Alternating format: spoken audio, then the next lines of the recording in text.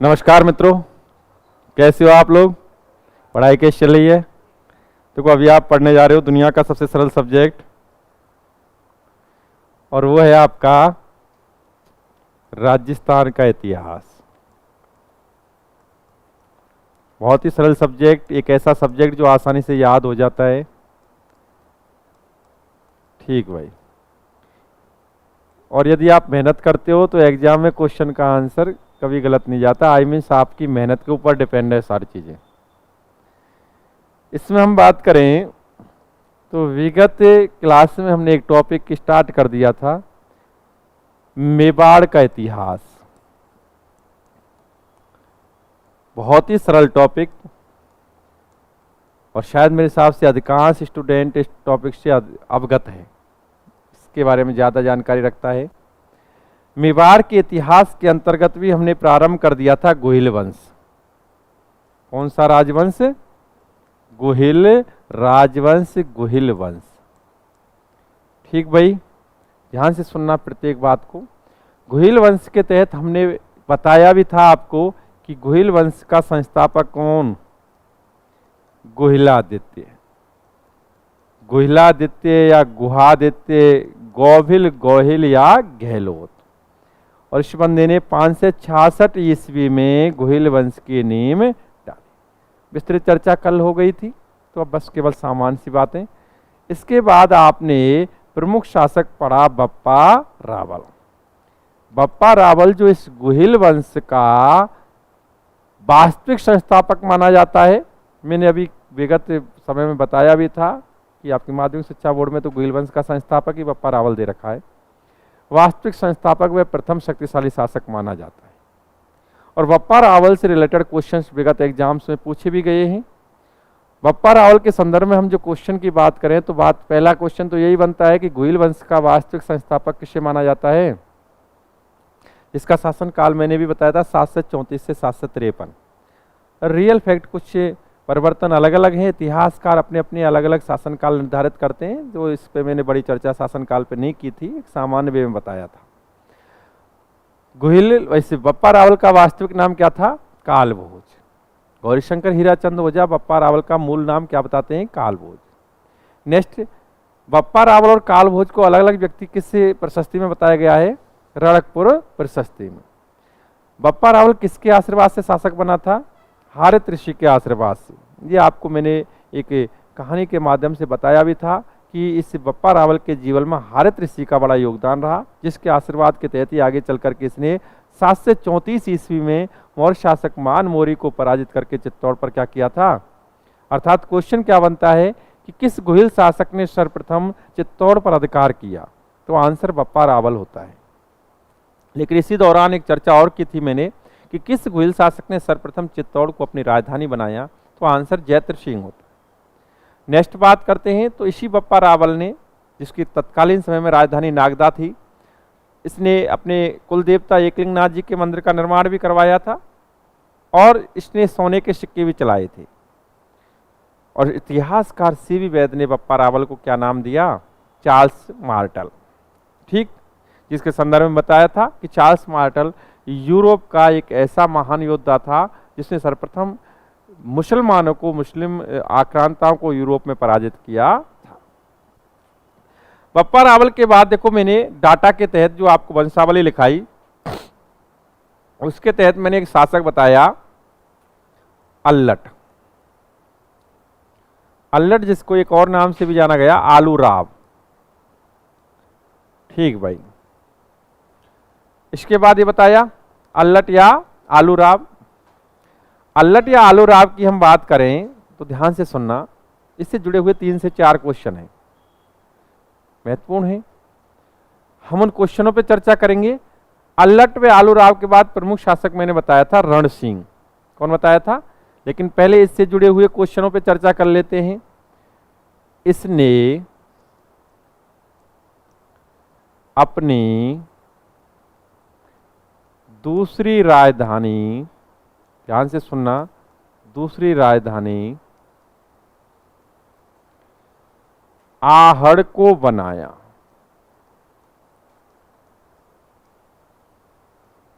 अब ये सुनना क्यों। पहली बात तो पहली राजधानी कौन सी थी? नागदा, ये चीज स्पष्ट है। पहली राजधानी कौन सी? नागदा। और दूसरी राजधानी कौन सी बनाई? आहड़। अब क्वेश्चन आपके लिए, आहड़ को सर्वप्रथम राजधानी किस गुहिल शासक ने बनाया? तो आंसर अल्लट। आंसर सीधा सा है, अल्लट। ठीक, क्योंकि तत्कालीन समय में आहड़ प्रमुख व्यावसायिक केंद्र था, प्रमुख व्यापारिक केंद्र था। मेवाड़ की अति उन्नति हो सके, ज्यादा उन्नति हो सके, तो इसने अपनी एक और राजधानी बना ली। कौन सी? आहड़। राजधानी एक तो थी नागदा, लेकिन एक और कौन सी बना ली? आहड़। तो ये बात विशेष ध्यान रखनी है कि किस गुहिल शासक ने आहड़ को अपनी राजधानी बनाया? तो अल्लट ने। ठीक भाई, इसी बंदे ने, अल्लट ने, इसने आहड़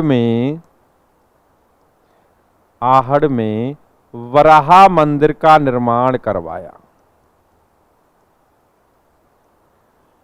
आहड़ में वराहा मंदिर का निर्माण किस गुहिल शासक ने करवाया? अल्लट ने। देखो मैंने बताया 3 से 4 क्वेश्चन इसके महत्वपूर्ण बनते हैं और बड़े सरल क्वेश्चन बनते हैं। नेक्स्ट बात करें तो इसने, अल्लट ने, इसने मेवाड़ में सर्वप्रथम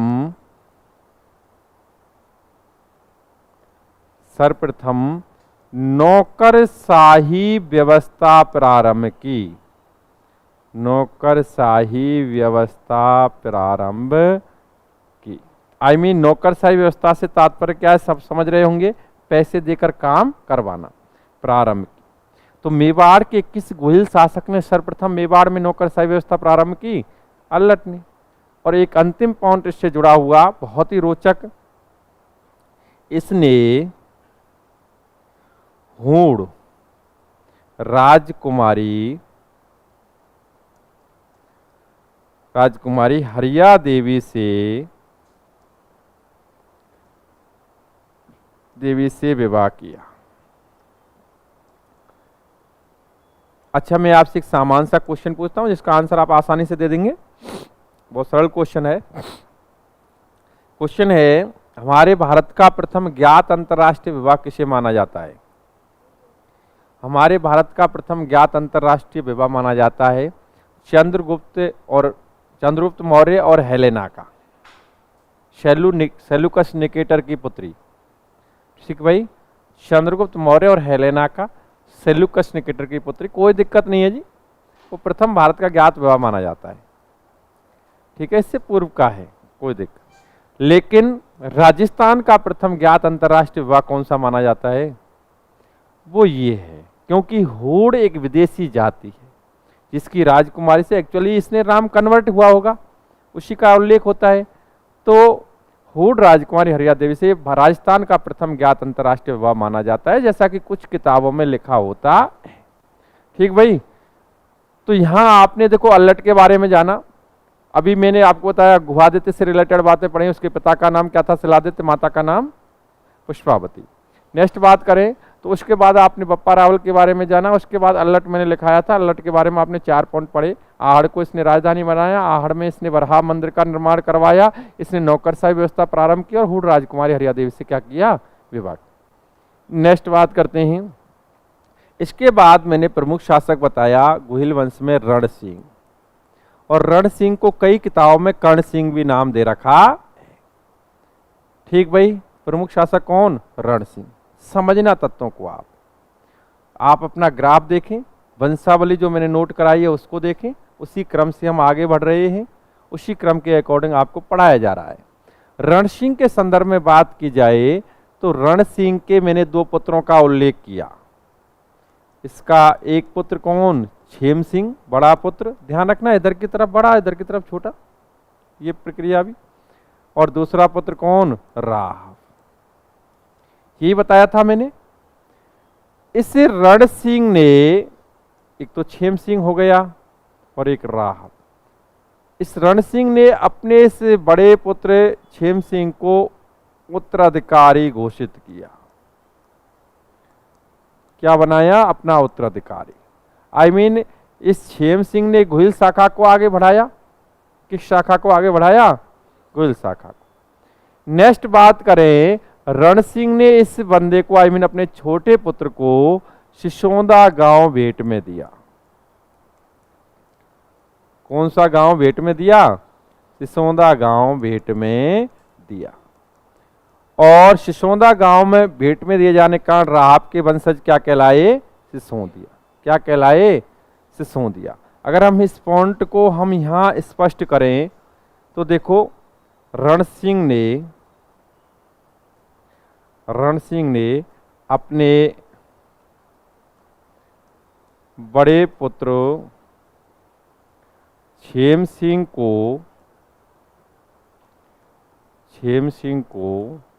अपना उत्तराधिकारी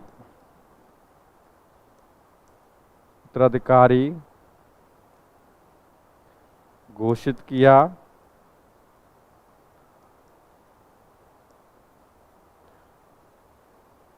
किया, जिसने घुइल शाखा को आगे बढ़ाया।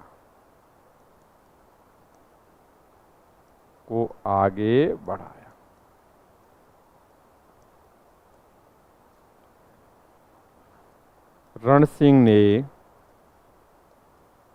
अपने छोटे पुत्र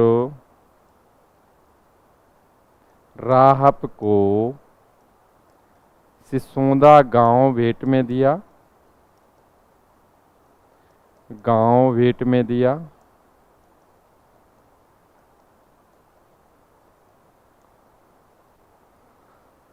अतः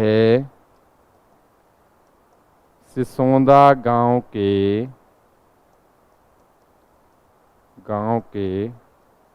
स्वामी होने के कारण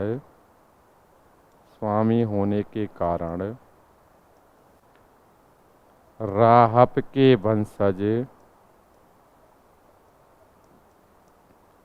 सिसोदिया कहलाए। क्या कहलाए? तो देखो यहां चीजें स्पष्ट हैं। एक तो आपको यह तथ्य जानना है कि भाई घुइली क्या थे? सिसोदिया। एक्चुअली बंदा घुइल है, उसके दो छोरे हैं, इसी का रक्त इनकी नसों में बह रहा है। ठीक, एक ने तो घुइल शाखा को आगे बढ़ाया, एक ने किस शाखा को जन्म दे दिया? आई मीन सिसोदिया शाखा का जनक किसे कहा जाता है? राहब को। ये बात विशेष ध्यान रखना। लेकिन चित्तौड़ पर या मेवाड़ पर सिसोदिया वंश की नींव किसने डाली? चित्तौड़ पर यानी मेवाड़ पर सिसोदिया वंश की नींव डाली थी। इसी का जो वंशज आया था आगे चल करके, आई मीन राहब का वंशज, और वो कौन था? हम्बीर ने, राणा हम्बीर जिसे कहा जाता है, उसने 1326 ईस्वी में सिसोदिया वंश की नींव, इस पर स्थितियां इस प्रकार की बन गई थी कि उसे संघर्ष करना पड़ा और संघर्ष के तहत आगे चल के शासक बना। ठीक भाई, तो वो प्रक्रिया आपको उस समय बताई जाएगी कि राहब का वंशज किस प्रकार आगे बढ़ता है, प्रोसेस। तो ये ध्यान रखना, आपको बस यहाँ तक ये स्पष्ट रखना है कि रण सिंह के दो छोरे हुए। एक ने तो घुइल शाखा को आगे बढ़ाया क्योंकि उसे उत्तराधिकारी घोषित कर दिया। नेक्स्ट एक को राहब को सिसोंदा गांव भेंट में मिला, तो उसने सिसोदिया शाखा को जन्म दे दिया। यहाँ तक कोई दिक्कत नहीं। देखो इसके बाद जो प्रमुख शासक आया रण सिंह के बाद, वो आता है जैत्र सिंह। ध्यान रखना, जैत्र सिंह, जिसके संदर्भ में यदि हम आपकी हिंदी ग्रंथ अकादमी किताब में बात करें तो इसका शासनकाल भी दे रखा है। लेकिन मैंने बताया था कुछ समस्याएं रहती हैं। 1213 से 1250 ईस्वी इसका शासनकाल दे रखा है। ठीक भाई, क्योंकि ये आपकी हिंदी ग्रंथ अकादमी की किताब में दे रखा है तो मैं यहाँ नोट करा रहा हूँ। बाकी की 1213 से 1253 भी मैंने कई गाइडों में पढ़ा है। बाकी की हिंदी ग्रंथ अकादमी किताब के अकॉर्डिंग यहाँ टाइम मैं बता रहा हूँ आपको। 1213 से 1250 जैत्र सिंह से रिलेटेड क्वेश्चंस कई एग्जाम्स में पूछे गए हैं। सबसे अच्छा क्वेश्चन इसका एक, ध्यान से सुनना आप लोग, डॉक्टर दशरथ शर्मा जैत्र सिंह के शासनकाल को, बहुत ही बेहतर क्वेश्चन है, जैत्र सिंह के शासनकाल को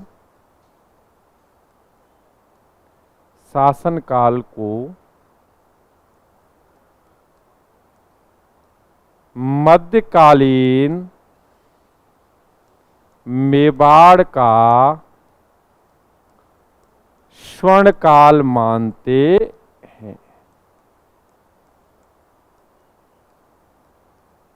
अर्थात आपके सामने जो क्वेश्चन बना, बड़ा रोचक क्वेश्चन, बड़ा अच्छा क्वेश्चन, मध्यकालीन मेवाड़ का स्वर्ण काल किसका शासन काल माना जाता है? किसका? जयद्रथ सिंह का। पहली बात तो ये ध्यान रखना, बड़ा अच्छा क्वेश्चन है। अब देखो इस पे हम चर्चा करते हैं। ठीक भाई, चर्चा करते हैं। क्वेश्चन आया आरएस 2007 में, बहुत अच्छा क्वेश्चन। क्वेश्चन आया कि जयद्रथ सिंह के समय इल्तुतमिश ने, एक तो चीज यहां स्पष्ट हो गई, जयद्रथ सिंह एक प्रभावी राजा हुआ, इसीलिए तो उसकी मध्यकालीन मेवाड़ का उसका शासनकाल स्वर्णकाल माना जाता है। ठीक,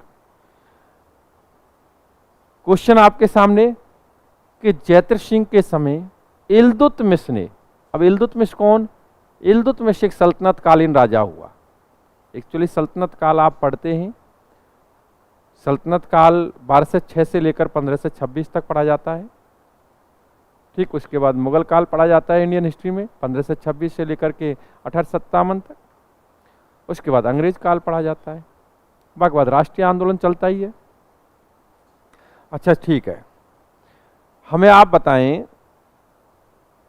कि क्वेश्चन, जयद्रथ सिंह के समय इल्तुतमिश ने मेवाड़ पर आक्रमण किए, इसकी जानकारी किस ग्रंथ से मिलती है?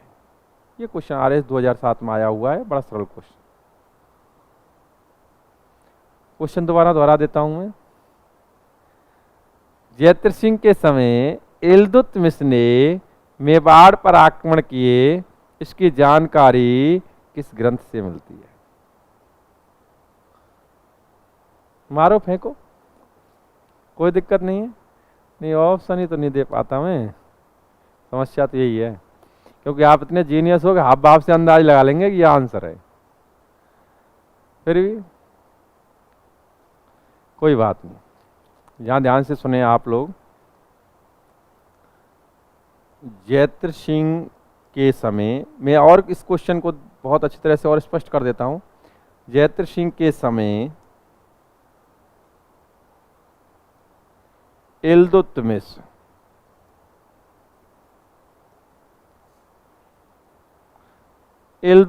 मैं इल्तुतमिश को स्पष्ट कर दूं, ये सल्तनत कालीन राजा है।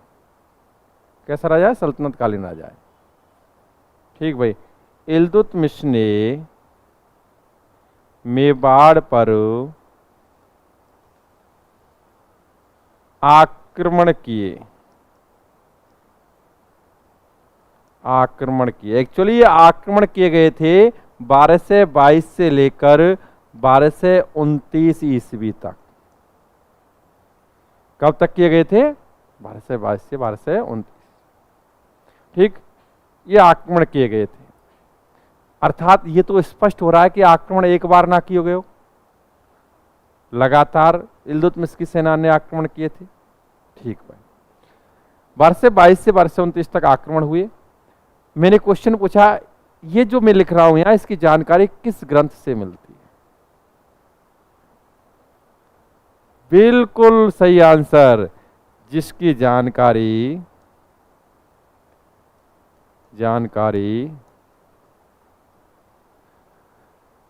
जयसिंह कृत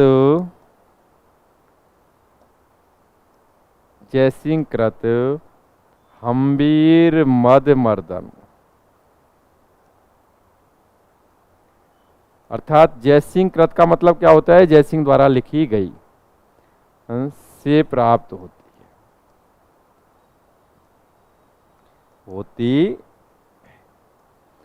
तो आंसर क्या था उस एग्जाम में? जयसिंह कृत हम्बीर मद। ठीक भाई, तो मैं कुछ नहीं है, पढ़ने के नाम पे है ही कुछ नहीं, शायद मेरे हिसाब से देखो सरल कितना है।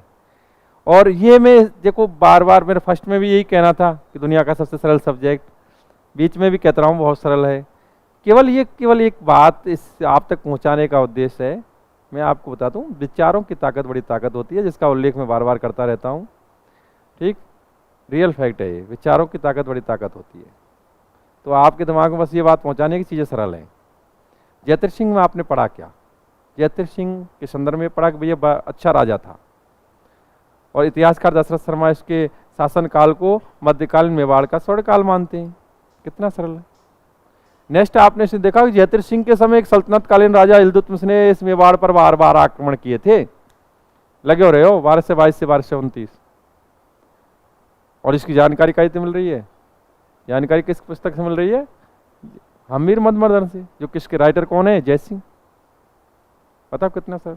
अच्छा एक चीज बता दूं, ये आक्रमण किए इसके संदर्भ में एक युद्ध भी पढ़ा जाता है, एक युद्ध भी पढ़ा जाता है इसके संदर्भ में। आपको बता दूं जो ये आक्रमण आपने देखे इसमें एक युद्ध भी पढ़ा जाता है। आई मीन आक्रमण हुए, सामान्य से संघर्ष हुए होंगे, लेकिन एक युद्ध भी हुआ, और वो युद्ध हुआ भूताला का युद्ध।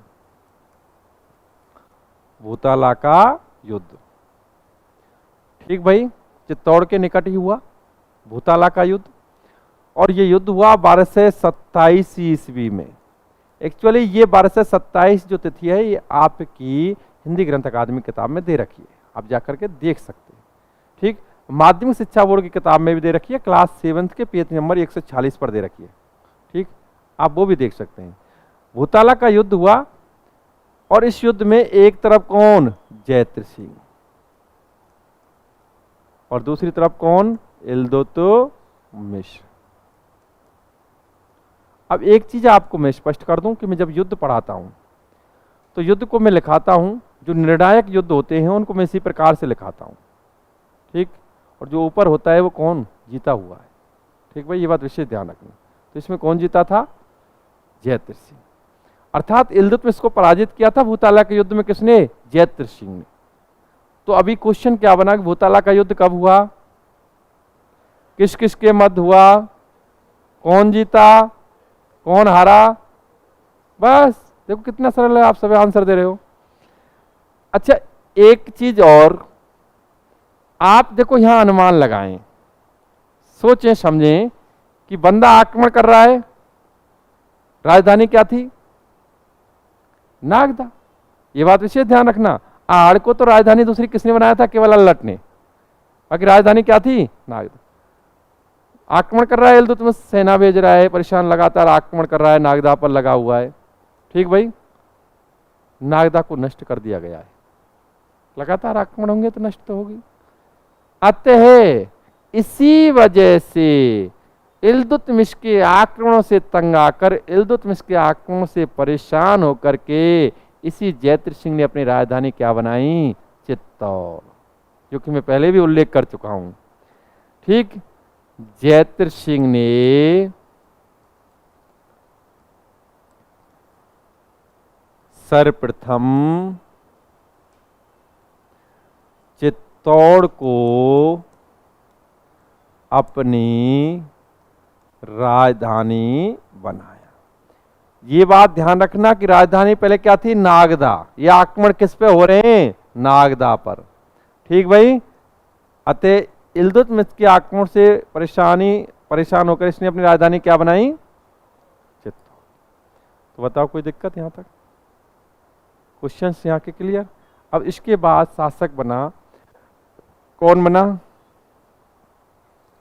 तेज सिंह बना। आपके पास डाटा पूरा लिखा हुआ है, ध्यान से देख लिया करें, बस आपको वो याद भी रहना चाहिए। हम बात करें नेक्स्ट, तो शासक बना तेज सिंह। अब देखो जयद्रथ सिंह से रिलेटेड क्वेश्चन आपने जाने, जयद्रथ सिंह से रिलेटेड क्वेश्चनों में यदि हम वर्क करने लगे तो एक तो इसका शासनकाल मध्यकालीन मेवाड़ का स्वर्णकाल कहलाता है। सबसे महत्वपूर्ण क्वेश्चन, इसके समय किसने आक्रमण किए? इल्तुतमिश ने। भूताला का युद्ध सबसे अच्छा है। भूताला का युद्ध कब हुआ? किस किस के मध्य हुआ? कौन जीता? नेक्स्ट, चित्तौड़ को सर्वप्रथम राजधानी किस गोहिल शासक ने बनाया? और ये आपको पता ही है क्यों बनाया? पता ही है? हाँ, इल्तुतमिश के आक्रमण से परेशान। तेज सिंह की बात की जाए तो देखो इसका शासनकाल 1250 से 1273 पढ़ा जाता है। 1250 से 1273। मैं तिथियां आपको बता दूं कि स्पष्ट तौर पर शासनकाल या कोई युद्ध से रिलेटेड जो तिथियां हैं वो आपकी गवर्नमेंट किताबों से लिखाई जाती हैं, तो उन पर निस्संदेह रहें, क्योंकि मैं किताब का भी उल्लेख करता हूं, आप सर्वे कर सकते हैं, घर जाकर के देख भी सकते हैं, उस पर कोई दिक्कत नहीं है। 1250 से 1273 ईस्वी का शासनकाल पढ़ा जाता है। तेज सिंह के संदर्भ में ध्यान से सुने, बहुत ही सरल, एक पॉइंट एग्जाम में आया हुआ है, थर्ड ग्रेड 2013 में क्वेश्चन आया था। क्वेश्चन ज्यादा सरल है इसलिए पूछ रहा हूं मैं तुमसे। क्वेश्चन आया, मेवाड़ के प्रथम चित्रित ग्रंथ का नाम बताइए, या मेवाड़ चित्रकला का प्रथम चित्रित ग्रंथ कौन सा माना जाता है। और बिल्कुल सही आंसर, जिसको इस प्रकार से भी पूछा गया था कि राजस्थान का ताड़पत्र पर प्रथम चित्रित ग्रंथ कौन सा माना जाता है। ताड़पत्र पर प्रथम चित्रित राजस्थान का ग्रंथ श्रावण प्रतिक्रमण सूत्र चूड़ी है। मेवाड़ का प्रथम चित्रित ग्रंथ श्रावण प्रतिक्रमण सूत्र चूड़ी। ठीक भाई। अच्छा, क्वेश्चन आपके सामने और भी है, राजस्थान के प्राचीनतम चित्रित ग्रंथों का नाम बताइए। राजस्थान के प्राचीनतम चित्रित ग्रंथों का नाम बताइए। सबसे जो प्राचीन चित्रित ग्रंथ हुए उनके नाम क्या हुए, बता दो आप तो।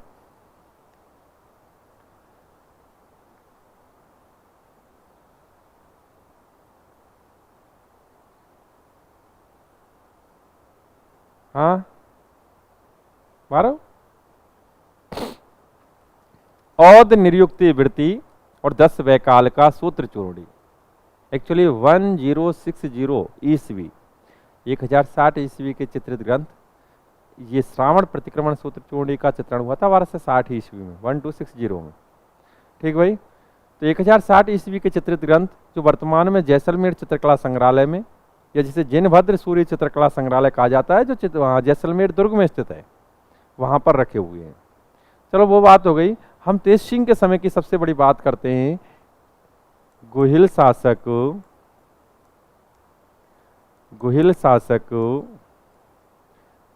तेज सिंह के समय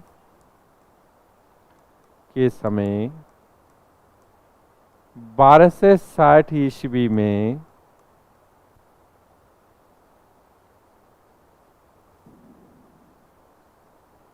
मेवाड़ चित्रकला का प्रथम चित्रित ग्रंथ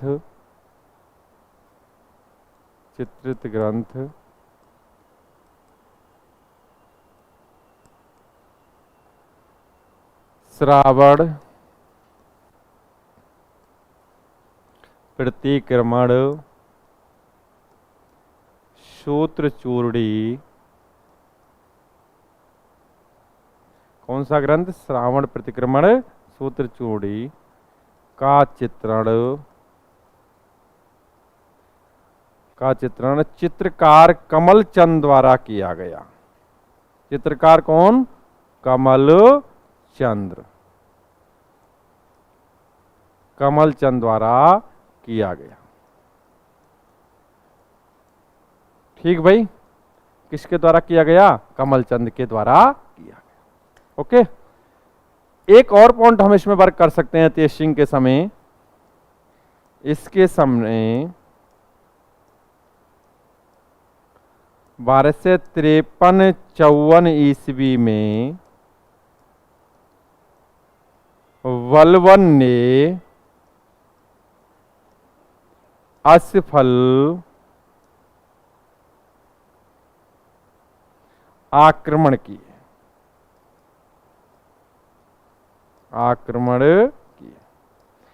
ठीक भाई, आई मीन इल्तुतमिश के बाद जो सल्तनतकालीन शासकों में नाम आता है वो बलवन का आता है।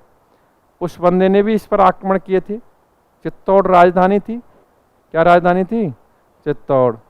ठीक बेटा, तो आक्रमण किए लेकिन सफलता नहीं मिली। ये बात आप इसे ध्यान रखना। तो यहां आपने जाना। ठीक भाई, एक तो आपने ये देखा, ये महत्वपूर्ण पॉइंट। दूसरा, आप बलवन ने किस गुहिल शासक के समय आक्रमण किए थे 1253-54 में? तो तेज सिंह, लेकिन सफलता नहीं मिली थी, आक्रमण विफल हुए थे। तेज सिंह के बाद जो शासक पढ़ने को मिलता है जी, और वो मिलता है समर सिंह। कौन सा? समर सिंह। और देखो मैं बढ़ रहा हूं किसकी तरफ? गुहिल वंश के अंतिम शासक रतन सिंह की तरफ। और निश्चित रूप से रतन सिंह के संदर्भ में विस्तृत डाटा पढ़ने को मिलता है। विगत एग्जाम्स में बड़े क्वेश्चंस उससे पूछे गए हैं। समर सिंह जिसका शासनकाल हम पढ़ सकते हैं 1273 ईस्वी से 1273 ईस्वी से 1302 ईस्वी। आई मीन ये 1302 ईस्वी में क्योंकि मेदिनी ग्रंथ अकादमी और माध्यमिक शिक्षा बोर्ड किताब के अकॉर्डिंग लिख रहा हूं, क्योंकि इससे बाद जो शासक आएगा कौन, रतन सिंह, उसका शासनकाल 1302 से 1303 लिखा होता है आपकी माध्यमिक शिक्षा बोर्ड किताब और हिंदी ग्रंथ अकादमी किताब में। ठीक भाई, बाकी की उसके शासनकाल के संदर्भ में थोड़ी और चर्चा हो जाएगी, क्योंकि अधिकांश गाइडों में 1301 से 1303 भी लिख रखा है। अब वो क्यों लिख रखा है, क्या है और इतिहासकार उस संबंध में क्या कहते हैं, वो अलग तथ्य है। लेकिन अभी समर सिंह के संदर्भ में, तो समर सिंह के संदर्भ में देखो, ध्यान से सुने। देखो मैं एक और तथ्य बता देता हूं।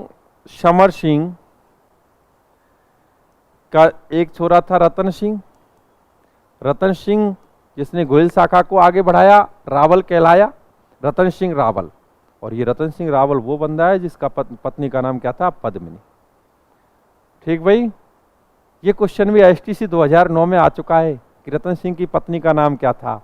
ऑप्शन में पद्मनी, पद्मावती वगैरह वगैरह, लेकिन रियल फैक्ट नाम क्या था, पद्मिनी। पद्मनी ही आंसर माना था। अब एक साहित्यिक रचना के तहत तो उसमें बहुत सारी कल्पनाएं समावेशित हैं, उसके संदर्भ में हम बड़ी चर्चा करेंगे या रतन सिंह को पढ़ाएंगे तो रोचक तथ्य आएंगे आपके सामने। ठीक, बाकी की एक पुत्र रतन सिंह और एक कौन सा, कुंभकर्ण। ये भी इसका एक पुत्र था।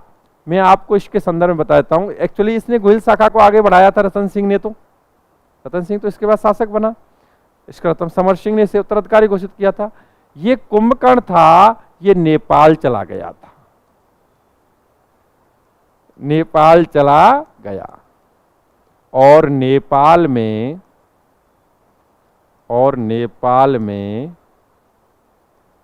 राजशाही शासन की स्थापना की। हाँ जी, कोई बात नहीं, ये बंदा सेटल होगा। आई मीन एक तो गर्व की बात यह है कि हमारे यहाँ से ही गए थे वहाँ नेपाल के शासक। जो राजशाही शासन अब तक काफ़ी लंबे समय तक चलता रहा, शायद, हाँ नहीं अभी नहीं, अभी तो हाँ जी, तो राजशाही शासन की स्थापना की। अभी हम देखो किसके बारे में, बस समर सिंह के दो पुत्र हुए, एक तो कुंभकर्ण हुआ, एक रतन सिंह हुआ। रतन सिंह ने गोयल शाखा को आगे बढ़ाया और रतन सिंह आगे चल के आपको पढ़ने को मिलेगा। ठीक, यह कुंभकर्ण के संदर्भ में ये बंदा तो सेटल हो गया, चला गया, सेटल हो गया, क्योंकि पता था बंदा ये राजा बनेगा।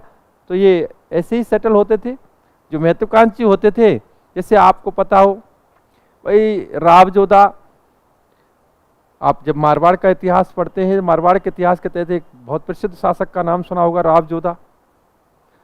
रावजोधा के 5 पुत्रों का उल्लेख मिलता है, जिसमें सबसे बड़ा पुत्र शातल, जो कि आगे चल करके शासक बना, उसे उत्तराधिकारी घोषित किया गया। अब महत्वाकांक्षी था सब राबी का, उसका 5वां पुत्र कौन सा, राबी का। उसे ना साहब, उसे एज ए सामान्य व्यय में नहीं रहना था, यहाँ से चला गया पापा से नाराज होकर के और जाकर के जंगल प्रदेश में बीकानेर रियासत की स्थापना कर दी। तो महत्वाकांक्षी होते हैं, वो चले जाते हैं, सेटल हो जाते हैं, अपना कुछ नया कर लेते हैं। तो बंदा निकल गया, कर लिया सेटल। ठीक भाई, अब यहाँ देखें समर सिंह से जुड़े हुए क्वेश्चन। हम समर सिंह से जुड़े हुए क्वेश्चन यदि पढ़ें, किससे जुड़े हुए, समर सिंह से, तो समर सिंह का एक क्वेश्चन आता है कि इस समर सिंह के समय रणथंभौर का शासक, समकालीन शासक कौन था, कौन? एक्चुअली आप बिल्कुल सही आंसर देते हो। रणथंभौर का शासक था हम्बीर देव चौहान। कौन था? आप समकालीन परिस्थितियों का आकलन करो छोरो। अगर आप समकालीन परिस्थितियों का आकलन करेंगे तो आप पाएंगे, जैसा कि आप इतिहास पढ़ेंगे, तो तत्कालीन समय में जिसका शासनकाल हम्बीर देव चौहान का शासनकाल में आपको बता देता हूं 1282 से 1301, पूरे राजपूताने में यदि ताकतवर बंदा था, शक्तिशाली था, तो वो हम्बीर देव चौहान ही था। और एक तथ्य बता देता हूं कि हम्बीर देव चौहान को और रणथंभौर के शासक हम्बीर देव चौहान को समर सिंह कर देता था। आई मीन टैक्स, कर वसूल किया था समर सिंह से, कर वसूल किया था। ठीक भाई, क्या वसूल किया था? कर। एक पॉइंट तो ये ध्यान रखना है।